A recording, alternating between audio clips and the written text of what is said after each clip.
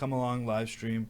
So we talked about Bitcoin the first half of the entire segment in the other video, I guess, and hopefully my PC doesn't randomly shut down. But it is a sleepy Wednesday night, and sometimes my computer has to go to sleep, so we don't know what's going on. Wow, look at that. Bitcoin Cash taking a beating after its nice little run up. Litecoin, I mean, I don't know who's holding on to Litecoin still. I've been selling, I've been trying to find the perfect times to sell all my Litecoin. So I had a couple thousand Litecoin that I've been trying to sell. Whew. Wow. Yeah, I mean, you're just not a happy camper. And this is on the log scale. Even if I went to regular, it looks even worse. We're just about to cross the 100-day moving average. I don't know who's using Litecoin right now for payments or anything like that, but I don't think any institutional money is coming to flying into Litecoin. It doesn't really have a use case.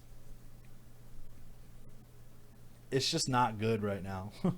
I'm not in the market of buying Litecoin. On the 4-hour, we're still headed down on the 4-hour.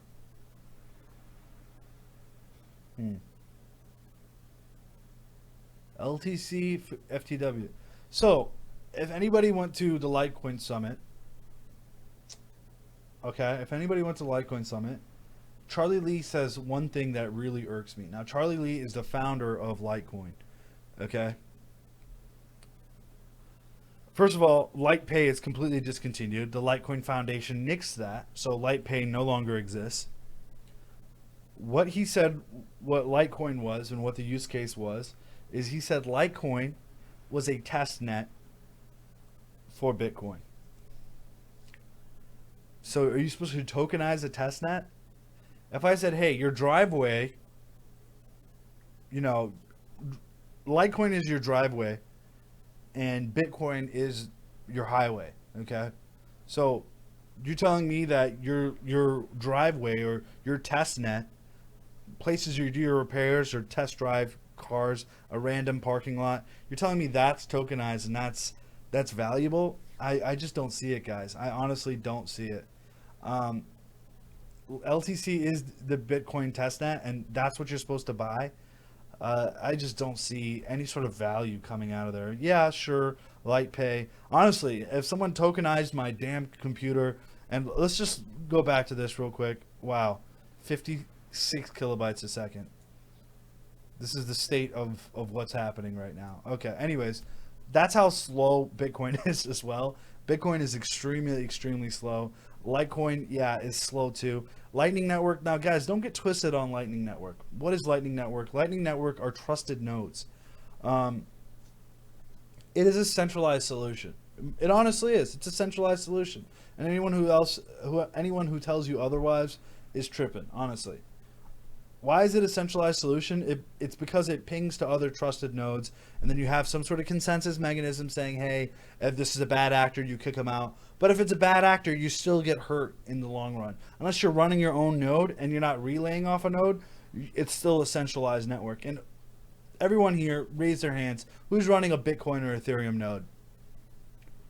No? Exactly. No one is. So Lightning Network, yes, it's faster. But guys, do not state channels, side channels, side chain solutions. They are, unless you tokenize them or have some other governance model, they're inherently centralized, right?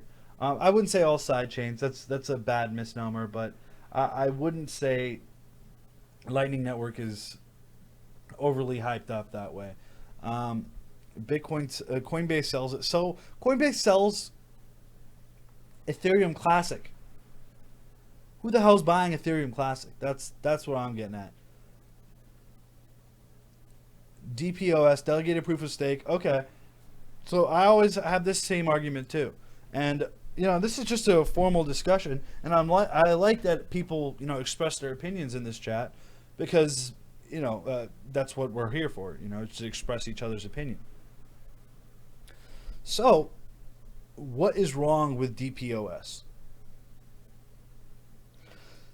Delegated proof of stake is kind of like the Electoral College. Now, there's lots of things that's a problem with Electoral College. Okay, first of all, George Bush, his first time around, wouldn't have won presidency, right? He wouldn't have won presidency. Donald Trump wouldn't have won presidency either because they both lost a popular vote, right?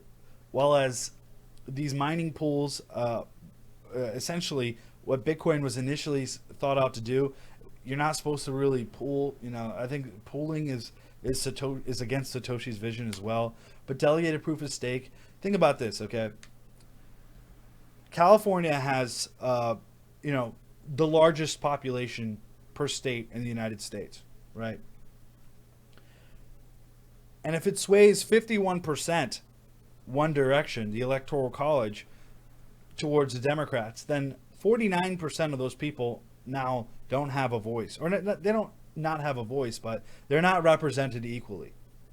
So California having huge, this state is huge. And just because 51% voted blue, now red won't really get any sort of representation. And that's the same problem with what delegated proof of stake is having now. And there's a lot of terrible things that happen in delegated proof of stake models, right? Where you have people taking over nodes, a lot of delegates, they kind of collude with each other. So it is, you got to pick your poison. And don't get me wrong, I'm not saying, hey, mining pools are great, because mining pools have just as big of a problem. With Bitmain and Antpool and all these other pools, they have equally the same number of problems where they could vote in a certain way. The pools have a tremendous amount of power. And I don't think Litecoin does anything better than its competitors. Honestly, it doesn't. What does Litecoin do well? It takes longer than Nano, right? It's more expensive than Nano. What does Litecoin do? It doesn't have first to market penetration. Yeah, it's listed on Coinbase, but who cares? Who cares if it's listed on Coinbase? For me, I'd rather put my money into Bitcoin than Litecoin any day of the week. I'm not even trying to diversify into Litecoin. I'm trying to sell thousands of Litecoin right now. As soon as some of these noobs start pumping this back up, I'm trying to sell all of my Litecoin. I'm not your financial advisor, but to me, I don't have a big belief system in Litecoin anymore, especially as Charlie Lee is kind of antiquated out of that project. Yeah, he doesn't want conflict of interest or whatnot, but where's LitePay? I mean, you could have pushed forward an initiative like LitePay, right? And I'm reading a lot of these comments, okay? How many Sneh will Monarch hit the market at? I don't know. I can't. It's actually illegal to speculate on what exchanges Monarch will be listed at. So I can't even tell you what exchanges Monarch will be listed at, because it's completely illegal until after the token sale has been completed. So that if anyone tells you, like if any ICO admin says, hey, what exchanges are you going to be listed at? What they're doing is an illegal offense. So make sure you give them a slap on the wrist and say, hey, don't do that, because you could get sued, right? $500 million Coinbase worth isn't a big deal in the crypto game. Okay, that is very wrong. That is super, super wrong. Okay, why is that wrong? And we're gonna just pull out a. Let's just go to Google Sheets real quick.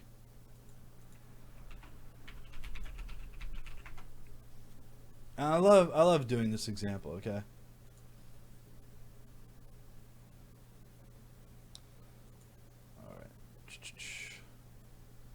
All right, this is an untitled spreadsheet. This is a completely untitled spreadsheet. Hopefully everyone can see this spreadsheet, okay? This is brand new, not doing anything special to it. Okay, so Johnny has, that's not how you spell Johnny. Okay, Johnny, I don't even know. All right, I don't know. There's too many ways to say John. All right, John has 100 apples, okay? 100 apples. And this is basic economics here. I'm just going to show you how the market can be manipulated, okay?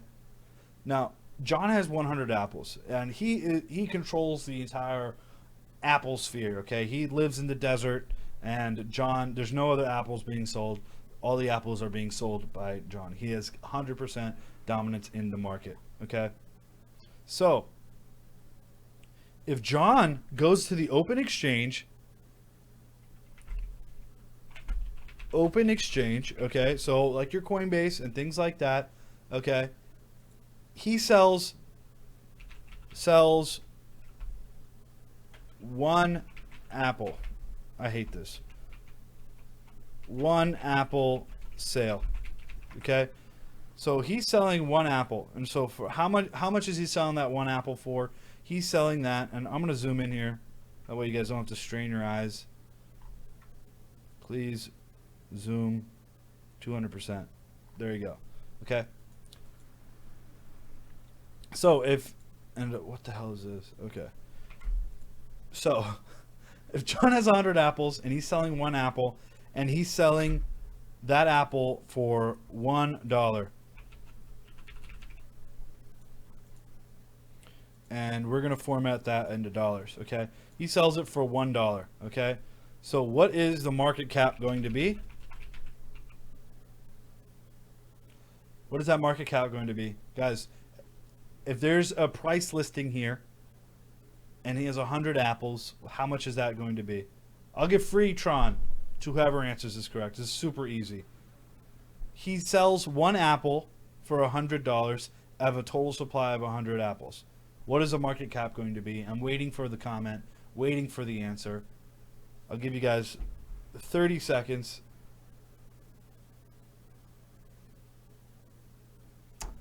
There you go.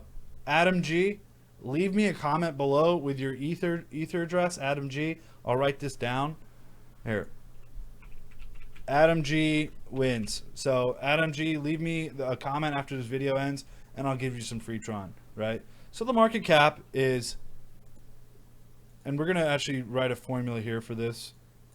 So equals 100 times $1.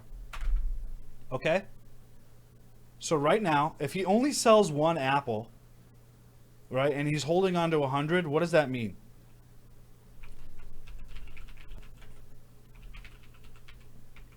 The circulating supply is one apple.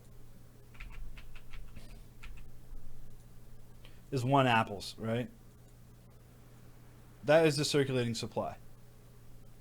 So, do you really think, if no one's buying these apples, do you really think that if you flood the market, for example, with, now he gets an apple shipment, now he has 50,000 apples.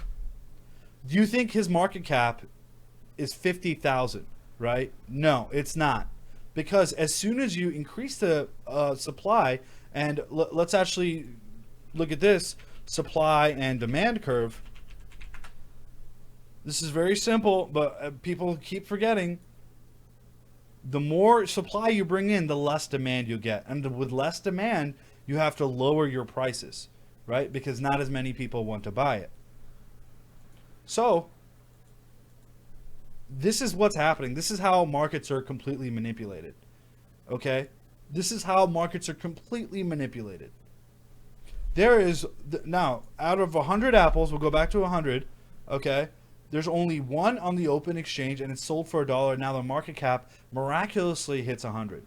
But if he floods that in, to 100 apples, and they're all in the exchange, and not that many people are actually want apples, you know, say no one eats it, it's just a vanity item. Actually, that's what they used to do in England, actually, with pineapples. But anyways, this would not equate to $1. The demand is not there because it's a constricted supply, right? And this is what I tell people all the time. And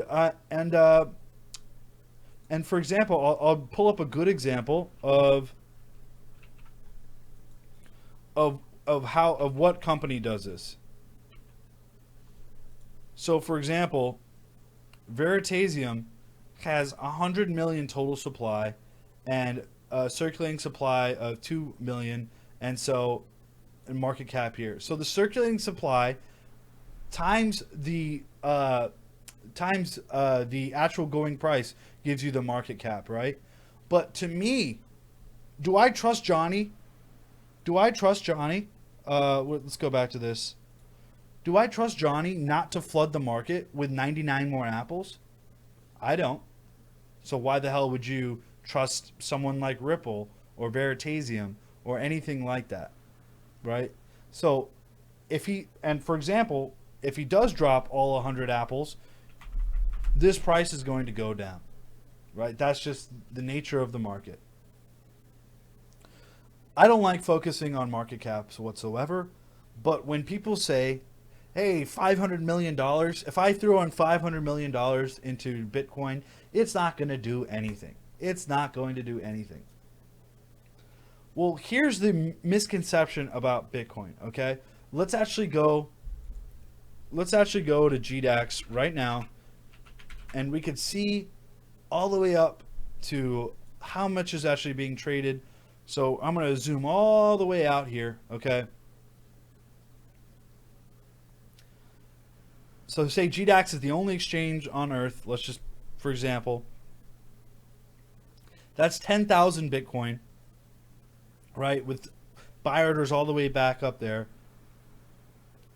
And there's 3,000 Bitcoin looking to sell. So we'll say around 15,000 Bitcoin, right? So that's how much is actually currently on that market, is 15,000 Bitcoin, right? 15,000 Bitcoin. So let's go back here. So if there's 17 million Bitcoin in existence, and there's 15,000 Bitcoin in the circulating supply of that current exchange, you shouldn't be looking at market cap to say, hey, wow, $500 million isn't going to do anything compared to this massive market cap. Now let's go back to coin market cap here. Now we're going to go into real world examples. It's 500 million to $112 billion, right? So for all intensive purposes, I'll say 100. So yeah, that's $100 billion, right? We'll say that's the market cap. Okay? $100 billion. So when you say, hey, $500 million isn't going to do anything to this market cap, so let's equate it, okay? So, and then you want to inject 500 million. You want to inject $500 million right into the open market. Who cares about OTC? Who cares about pricing? No one gives a shit. This is all consumer based. So we're all going to inject $500 million into this market, right? So what I'm going to do is I'm going to say, hey, this is how many percent, 0.5% change. So if you think this is actually what is happening, you're tripping, right? So $6,500. So you think that the price, this is what most normal people think, okay? You think the price is going to jump up. For example, and then I'll say this, times 1 plus percentage wise. So you think the price is going to jump up $32.50 because you put in $500 million of fresh capital into the market. That's what normal people think. That's what, not normal people, that's what most people think, is that, hey, you are now putting in $500 million and you're only affecting the price by $32. That's what people think. This is what people think. That's preposterous. Preposterous. Now, let's say that no other exchanges exist and Coinbase is the only company that exists, right? Only exchange that exists for Bitcoin. Okay? And we won't be too far off, right? We'll be pretty far off, but we won't be that far off. And actually, I'm actually curious about this. Let's actually look at it in terms of Bitcoin. So we have 700,000 Bitcoin being traded. Most of this is being traded using market makers. What are market makers? Market makers cover the spread, so they're constantly just buying and selling each other, and bots, right? And margin traders.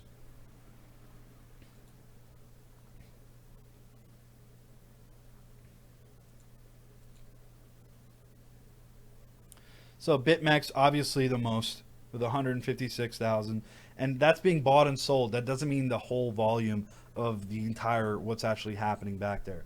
So for all intensive purposes, we could even pump it up to 50,000, right? For example, now the circulating supply right now, the total supply is 17 million.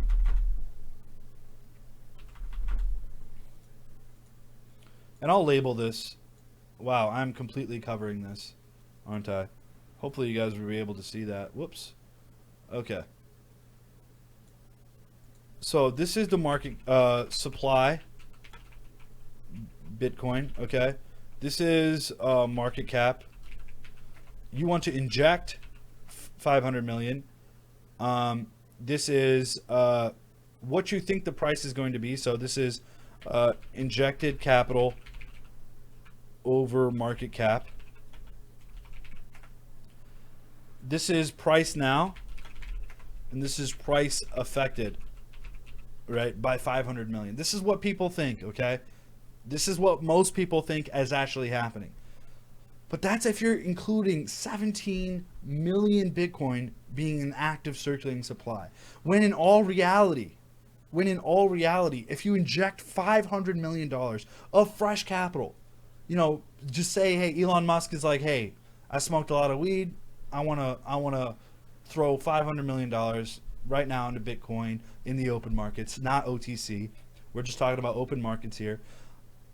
I want to do that, and I want to buy I want to buy all of this on Coinbase. It's the only exchange that exists.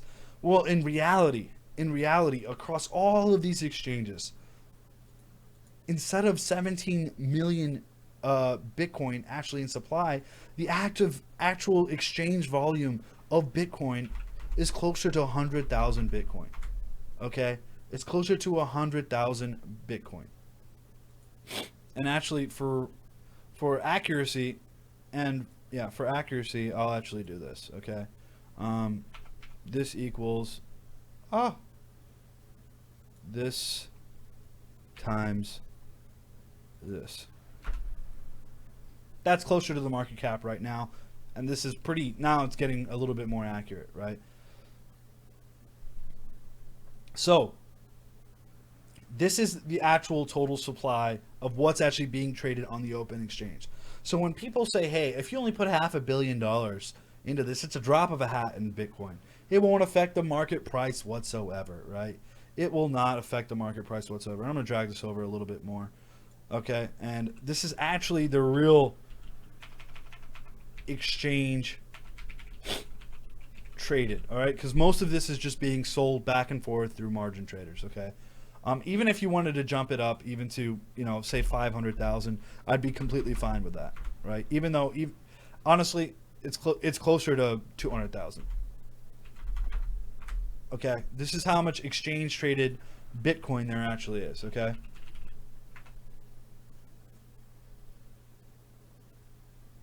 Okay, so when you say what the exchange traded market cap is, not including, like, for example, I've lost more Bitcoin than I own. Okay, I've lost over 500 Bitcoin, and it's completely corrupted file. I still have it. If anybody wants the file, they could go ahead and take it. I've used thousands of dollars of quote unquote experts to try to extract the file and get my private key out, but I was dumb and I was in college, and I had no idea what the hell I was doing. And Bitcoin, it was 2010, okay, and I was mining on school servers, okay. And first of all, CoinMarketCap says 24-hour volume is 722K Bitcoin. But how much of that is actually being traded back and forth or used for altcoins and then sold back and forth on swing trades? So if if I buy a Bitcoin from you and then I sell it back to you, and then someone else buys it from you and then sells it back to you, that reported volume is going to be 4 Bitcoin, right? Buy, sell, buy, right? So 4 Bitcoin. Okay, and I don't know why I'm putting my fingers up here, but four Bitcoin, okay? That is the exchange traded volume. What's actually being traded is 1 Bitcoin, back and forth, back and forth, back and forth.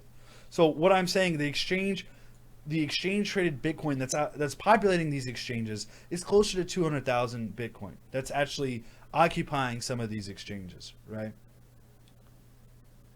Right. So if 1 Bitcoin is traded 20 times back and forth, now it becomes a 20 Bitcoin volume, which isn't incorrect. That's just how volume actually works. But I'm just saying that isn't the entire truth of it. All right. So let's actually see what $500 million actually does to the market cap. Okay. So we'll copy this price.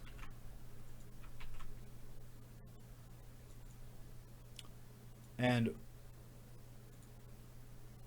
okay. We'll copy this price. All right, and just stay with me here, guys. And this is actually the price fluctuation that you'll actually see, okay? If you inject 500 million. So this is adjusted market cap. That's what I'll call it.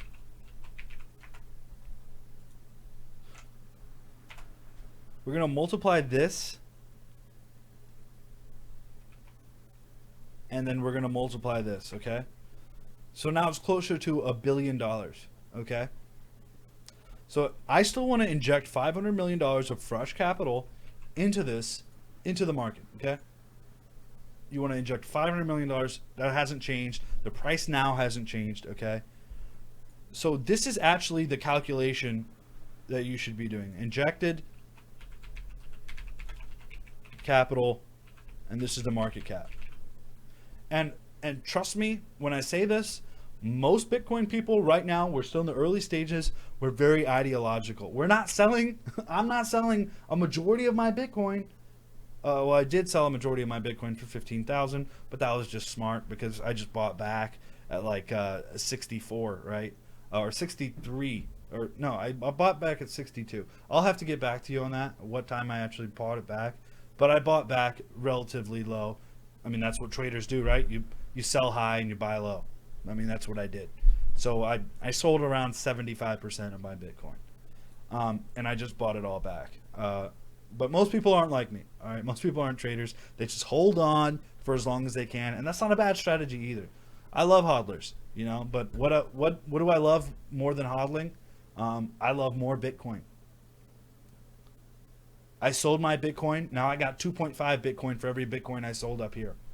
I want more Bitcoin. That's my whole objective. This is why anyone should be watching any YouTube trader or anything, and that's why we set up a trading group, guys. If you do want to go join our free Discord server, cryptosomniac.com/discord one, and click on that link, and you will be able to join our free Discord server. And we've got some of the brightest minds. Honestly, Amal, Jordan, and James are incredibly smart. But anyways, more about them. You could go into the channel and talk with us. We're always talking. And we have a lot of other groups in the Advantage program, margin trading, swing trades, long-term perspective, fundamental analysis, ICO reviews. And we've hired that infrastructure. I mean, we're not fair weather people here. Like I've said, we started this channel around 2015. So before the hype.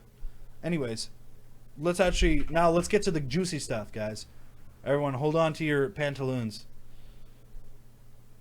All right, so we're going to do this divided by this, and then we're going to jump the... This is how much it would actually affect the price. 500 million of fresh capital directly into these exchanges. This is exactly how much it would affect the price. And this is going to be juicy, okay? So I'm going to do this. I'm going to multiply 1 plus the percentage.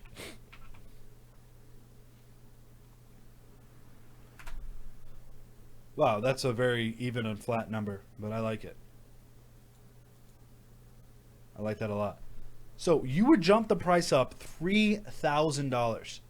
$3,000. This is reality. If you injected $500 million of fiat money into these exchanges, this is how much you would jump the price up to. So how would this affect the quote unquote market cap? Say it with me, guys. Market cap. How would this affect it? Well, this is how much it would affect it. This is how big of a jump it would actually hit. Oh, whoops. This multiplied by the total supply of Bitcoin. So now what you're saying, when you put in 100 and, whoa, you guys can't see that. Sorry. Let me move this over here.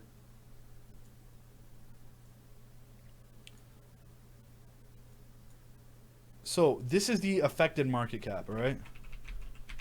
When you do 9,000 multiplied by the total supply after injecting $500 million, right, of fresh capital into the exchanges.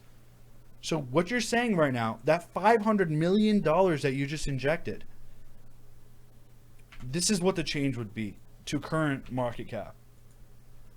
So the market cap jumped up by $42 billion because when you injected fresh capital, 500 million into here, it increases the demand. Let's go back to that supply and demand curve. Okay. Let's make this a little bigger. I said, let's make this a little bigger. Okay. So why does that happen? So when you purchase $500 million into the market, fresh capital, exchange traded, not OTC, right? What you're doing is you're increasing the demand, you're constricting the supply. And what happens when you increase the demand and you constrict the supply? The price of pizza, where's my finger? Okay. The price of, this is going to be, say, Bitcoin, okay? Don't look at this pizza, all right? But if you increase the demand here, okay, and you reduce the supply of Bitcoin actually being traded on these exchanges, and a lot of people are ideological, they won't sell until this thing gets 50, 100,000, right? And the majority of them, right? Now, I wouldn't say majority of them. I would say the early guys, right? Like me, right? That don't really actively trade and are just holding on to it. The price of Bitcoin, not pizza, will actually be much higher. Just because you put in $500 million, okay, you will essentially have random, whoa, I'm in the middle of your screen. Okay. You'll randomly have $42 billion added to the market cap. So do not look at market cap as an end all be all, because that is super skewed. That is super, super skewed. And I hope this was an educational experience for you. Smash those thumbs up, guys. I really do appreciate all the smashings of thumbs up, and subscribe and join our Discord chat, guys. I mean, we're always in there. We have hundreds of people in there, active traders, and always talking about the market. Where's my boy Cornish? You know, he loves talking about Bezant. So Cornish over here loves talking about Bezant. But yeah, and that's just the reality of how the market cap actually is affected. All right. Sorry for the rant, guys. But that is just what I wanted to say. My 2 cents, okay?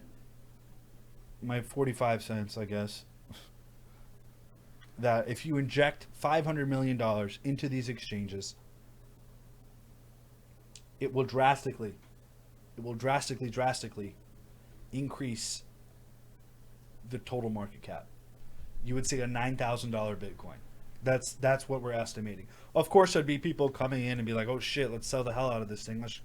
If someone puts in 500 million, but no one's putting $500 million into the market. That being said, recently I got off a phone call. Someone looking for 500,000 Bitcoin. That's over $1.5 billion. Excuse me. That's over $1.5 billion. But they're doing all that OTC. They're not actually going out into the open exchange. If you're rich, you don't use exchanges. You go to OTC markets. You don't use exchanges. Yeah, you dump it on exchanges sometimes, but you don't really use exchanges.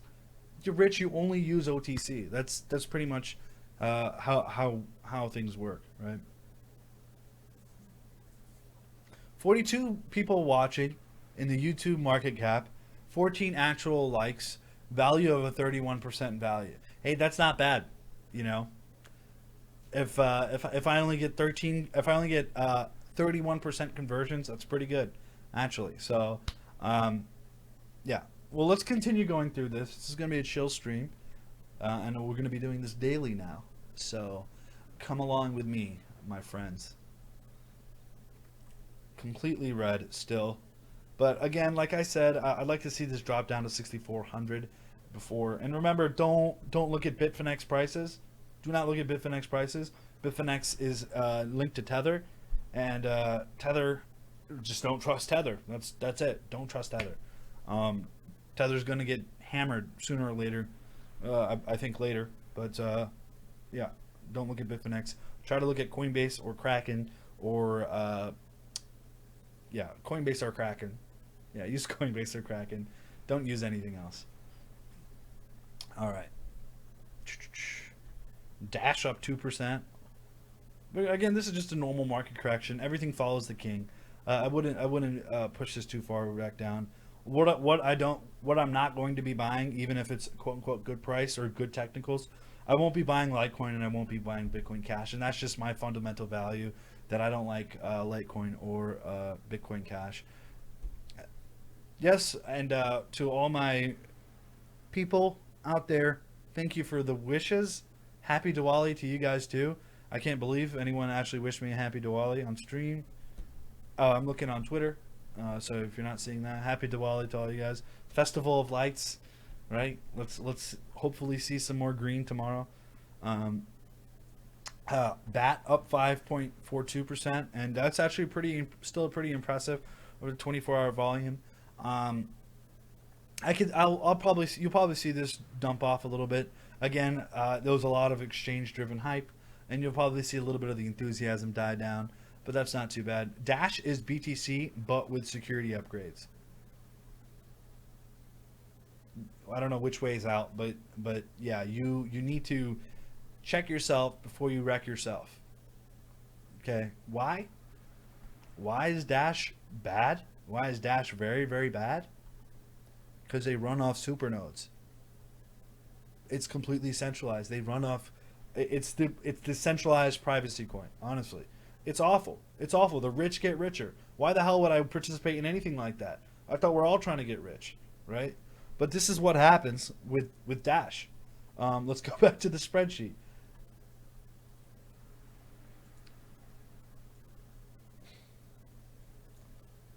Okay, we're going to sheet 2. So it's 1,000 Dash to run a super node. And I don't know why random things are capitalized. It's 1,000 Dash to run a super node. Okay, so what you do is you go out, and if you're a Dash believer, go ahead and believe, but you buy 1,000 Dash, which is $172,000. $172,000. You go out and you set up a super node, or a master node, whatever it's called. You run up a master node. They used to be called super nodes way back in the day, but it's still for some reason ingrained into my head. But master node. So you have 1,000 Dash, $172,000 in the open exchange, and you go out and buy a master node. And now what your master node will be able to do is now you are participating in the staking, right? So now you stake that, or you stake it, and you're able to essentially buy and sell. You're able to get more Dash in return. I actually don't know the actual return on investment, but we could look it up.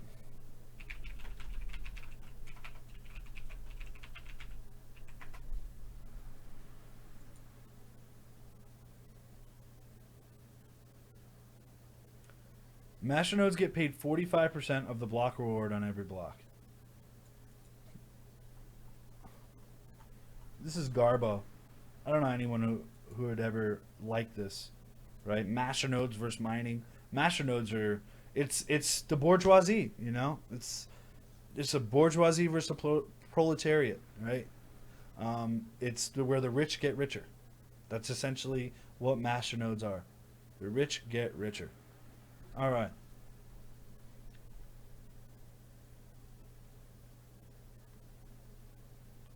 Dash is letting third world people with no internet access create Dash addresses via SMS. So Bitcoin's been doing that. You can do that on many things. If you guys haven't looked at this company, it's called Airwire. Go take a look at Airwire. It's actually a really, really cool project, and I hope they get listed on more places. And I know the founder really well.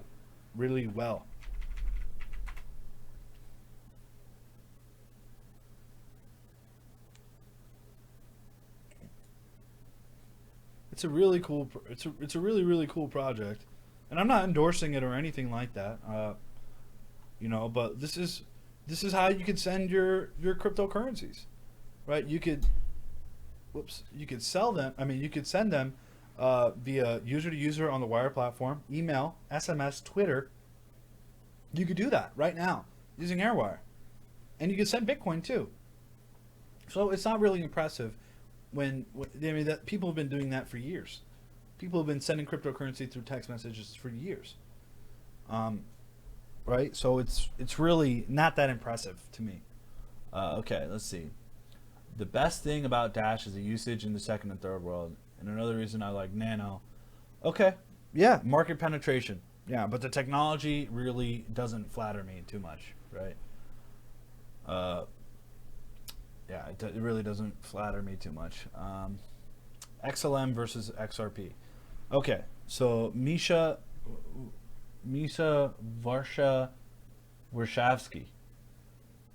You know, Sneh's not an easy name, but neither is that. Warshavsky.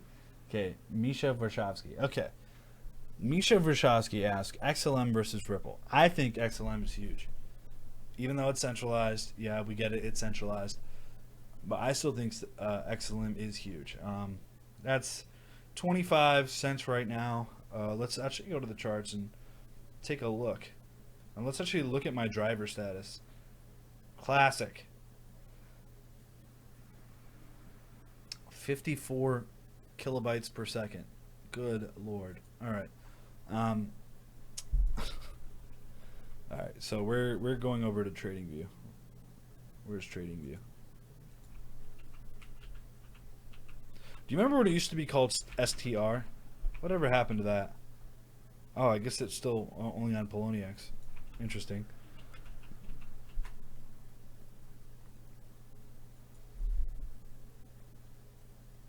I remember it used to be called STR on Bittrex as well. And then everyone was like, hey, we're all moving to XLM. Which I kind of like. The X kind of gives it a pretty cool ring to it. You know, that's why I kind of like XBT over BTC. So Kraken uses the word XBT instead of BTC, the ticker XBT. I kind of like that, and I actually don't like this though. Let's get the hell off of that. Wow, look at that. That was technically falling beautifully. Look at that. I love it. I love it. It's showing clear points of resistance. Very clear points of resistance.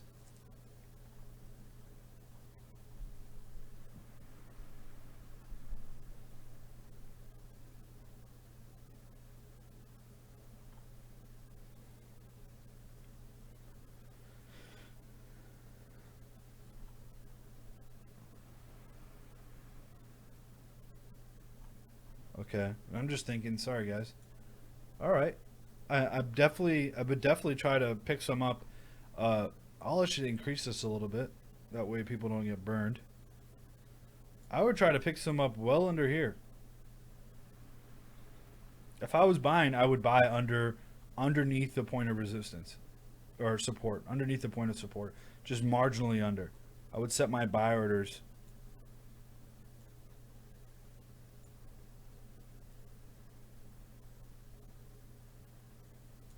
Set my buy orders under here. So let's see.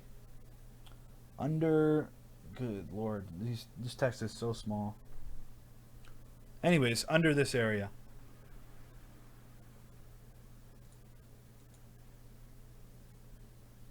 I'll draw another extended line to show y'all.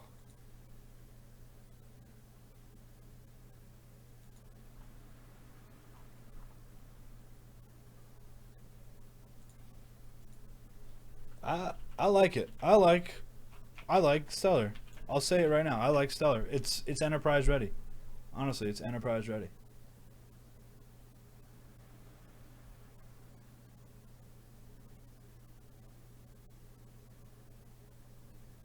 So honestly, guys, join our Discord group. We have a ton of traders in there, and I've hired. Well, me and Jason have hired some of the best traders in there. Margin traders that literally all they do, their full-time job is margin trading. I've had to unfortunately split my focus between developing Monarch, which is my ICO, and if you don't know what Monarch is, go ahead and download that app if you have an iPhone or Android. And it's one of the only decentralized wallets that give you your own private keys. Stellar, Ripple, Bitcoin, Ethereum, every single ERC20, TUSD. We're supporting Bitcoin Cash. We're supporting another big announcement coming up soon. We're supporting another big coin. So go check it out. But unfortunately, I've had to split my time there. So this would be my buy zone here.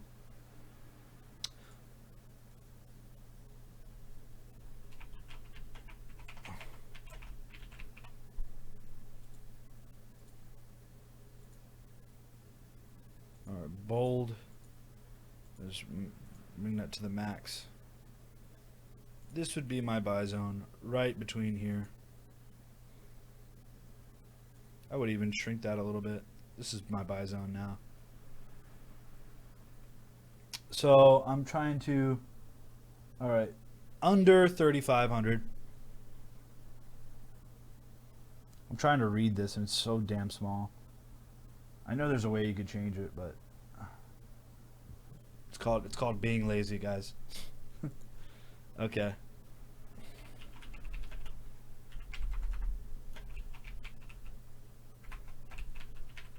I actually might do this myself. I will do this myself as soon as I get off this. I actually don't trade with my streaming computer. I actually trade on another computer that I've heavily encrypted. But yeah. So I would say stop loss at 3,400 sats. Actually, I would pull the stop loss even closer to that. I would say stop loss at around 3,300. And I wouldn't even buy that high. I think that's even a little bit too high. I would even buy under 34 if it goes that low. But again, it might not even go that low. 3,500 still is still a pretty decent price to buy Stellar, especially if you think. So the whole rumor right now is Stellar is going to be listed on Coinbase. That is the rumor. Okay. That is the rumor. Stellar is going to be listed on Coinbase. I don't know how much that is accurate, how accurate that is, but you know, people were also saying rumors about BAT, and BAT actually got listed, and people were saying rumors about Ethereum Classic, and that got listed as well. Yeah. So Stellar versus Ripple. Stellar is actually looking pretty tempting right now. If it could drop down a little bit lower, I think it's a little too high still for my taste. And you could see it's dropping, so I definitely wouldn't buy. I would even try buying under 3,400, and if you can, I would even try buying. I don't think it'll ever dip this low. I wouldn't say ever, right? But I don't think it'll dip this low anytime soon. But if you could get under 3,000, that would be key. But I doubt you'll get under 3,000. Honestly, I doubt it'll go under 3,000. But if you get under 3,500, that'll even be good too. 3,500 satoshis. A Satoshi is 0.0000001 Bitcoin. So 7 zeros and a 1, and there's 1 Satoshi. Okay.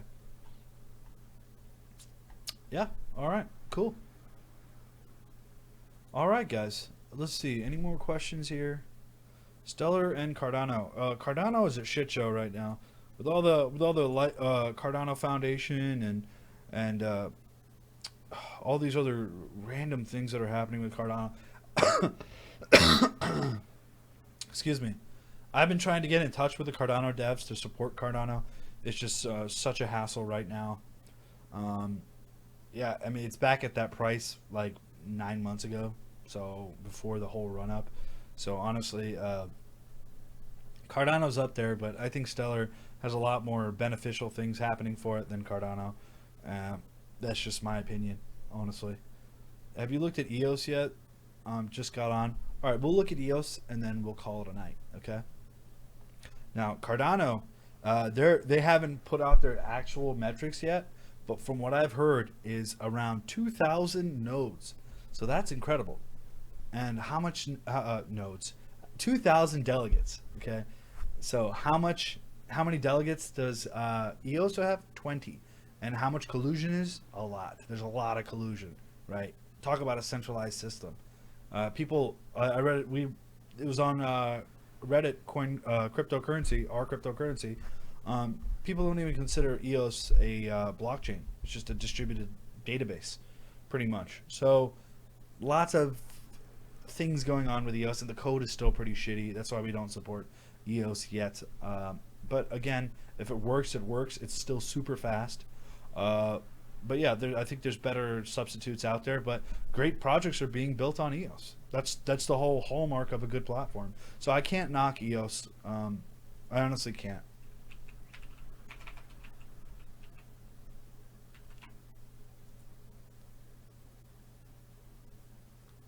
Buy under 14K Satoshis. Boy, did I get burned on that. Wow. Boy, did I get burned on that. But it hit my trend line. That's actually nice.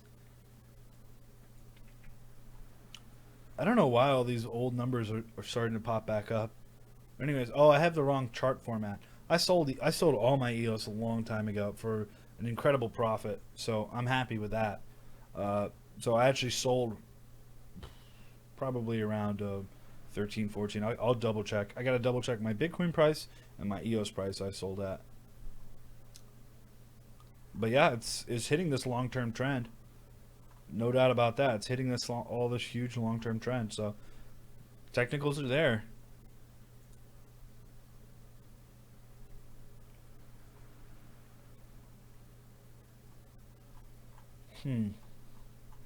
What do I think about EOS? I think you can get a much cheaper price. I think you get a cheaper price for EOS, but EOS is one of those things that if Bitcoin starts to run, EOS is going to run even faster. So I'm concerned about giving you any calls on EOS, to tell you the truth. Our traders and the traders that we have, Amal, Jordan, and James, inside the Discord server, they'll be able to tell you something better. But that being said, guys, thank you guys so much for joining me. I'll be doing this every single day, or every single weekday at least. Yeah, well, thank you guys so much. Hopefully you guys are enjoying these late night streams, and I apologize for my computer shutting down because of this damn driver issue that's still 59 kilobytes, and B, for being muted 2 days in a row. So I apologize for this, guys. And yeah, I'm happy that everyone is actually voicing their opinions. Misha, thank you for showing up. Adam G, Battle Hours, Bill Quera, thank you guys so much. Smash that thumbs up, subscribe, hit that little bell so you guys get notifications when me or Jason are live. And yeah, join us in the Discord server. I'm actually going to jump on right now and hang out there. I always hang out in there, so it's kind of my leisure, and I love this. I love this market, and I love the people that follow the market. We have a lot of conflicting views. No, EOS is the best. No, Cardano is the best. No, Stellar is the best. Ripple shit. Ripple the standard. and that's what I love. You know, I think conflict breeds progress. So I appreciate all you guys joining us here today. Smash that thumbs up for me, and that thumbs up does help me grow the community, which is what we're all about. And join that Discord server, guys. You can see the link up there. Click that button. Actually, let's actually go there right now, and I'll show you how to do that. Cryptosomniac.com/discord/ not slash, just Discord1. And then you just click on this button. We've beamed, and then continue to Discord.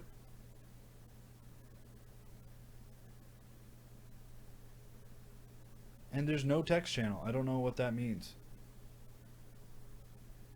Anyways, there's also a link in the bottom as well, in the description.